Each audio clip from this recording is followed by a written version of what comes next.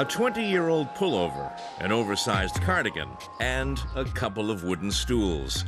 Strange relics of a time that saw dramatic changes in the world. The pullover and cardigan were worn by Mikhail Gorbachev and Helmut Kohl at a meeting in the Caucasus on the 16th of July, 1990. The two Germanys were negotiating with the occupying four powers, the Soviet Union, the USA, Britain, and France, on reunification. It was known as the 2+4 Agreement. I would call it the most important document in the post-war history of Germany and in the development of Europe as a whole. The signing and ratification of the 2+4 Agreement ended the post-war era, and we started a new age. We live in a completely different world.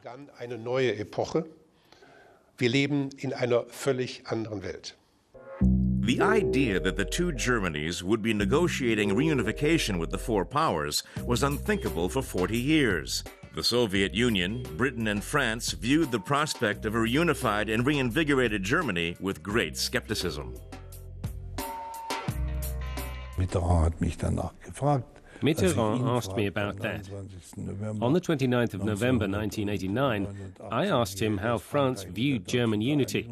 He said that France, as always, stood on the side of Germany in this question. But he asked me whether Germany would continue on the European path, or would it go down the old route.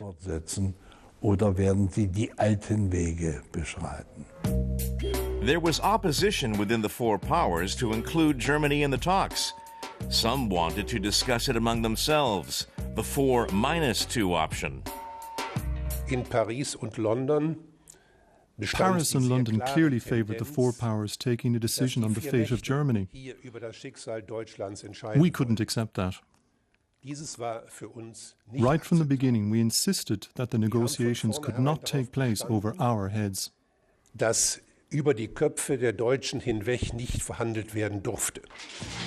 Soviet Union had the most difficult negotiating position.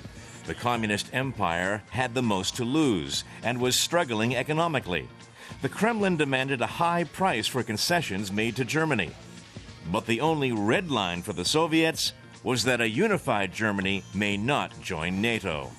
On the 14th of July 1990, German Chancellor Helmut Kohl became the first Western leader to visit Soviet leader Mikhail Gorbachev's summer residence in the Caucasus. The talks between the two men were conducted in an openly amicable manner. On the 16th of July, Gorbachev agreed that a reunified Germany should be free to make its own decisions, also on joining NATO.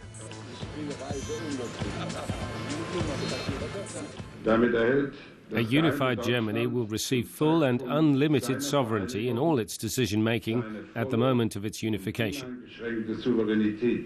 The Russians lost a lot. They lost the security they seized at the end of the Second World War. East European countries fell one by one. The huge Soviet Empire fell apart. The 2+4 agreement was ready to be signed by September 1990, just 6 months after the negotiations started. The Germans were kept on tenterhooks until the very end. The night before the agreement was to be signed, the British added new conditions, and it took tough negotiations to remove them. After decades of distrust, it was hard to suppress old reflexes. On the one hand, I thought the sudden introduction of new demands was questionable and completely without foundation. But I was also worried about how long the window of opportunity would remain open, and what effect it would have if we started reopening the package. 4 years later, a reunified Germany and a sovereign nation. Russian President Boris Yeltsin had come to Berlin to fulfill the final part of the deal, the withdrawal of Soviet troops from the former East Germany. The Cold War and Germany's place on the front line was history, and the 2+4 agreement had been honored completely. It was a peace deal and a unifying Europe. At the time I said, and that's something Germany followed through on, that we had the obligation to take the peoples of Eastern Europe with us to the European Union. The division of Europe and Germany is history. It has been consigned to museums. Dieter Kastrup was there when history was made, and at the moment where everything changed.